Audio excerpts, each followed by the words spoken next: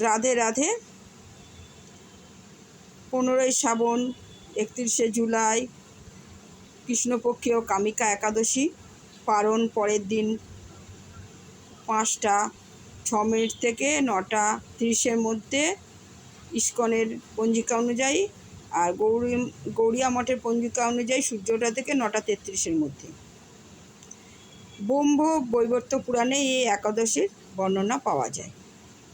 শ্রীকৃষ্ণকে একবার মহারাজ যুধিষ্ঠির প্রশ্ন করেছিলেন যে, প্রভু আপনি আমাকে এই শ্রাবণ মাসের কৃষ্ণপক্ষে একাদশী সম্বন্ধে বলুন।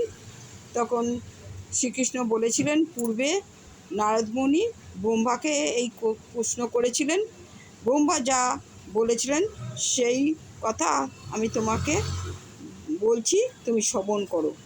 এই একাদশীর নাম কামিকা একাদশী। এই একাদশী করলে বাজপেয়ী যজ্ঞের ফল পাওয়া যায়। এই একাদশী করলে কাশী, গয়া, পুষ্কর, নৈমিষারণ্য প্রভৃতি বড় বড় তীর্থস্থানে চান করলে বা বসবাস করলে যে ফল লাভ করা যায়, এই একাদশী করলে সেই ফল লাভ করা যায়। এই একাদশী করলে পর্বত সমান পাপরাশি ক্ষয় হয়ে যায়। এই একাদশী করলে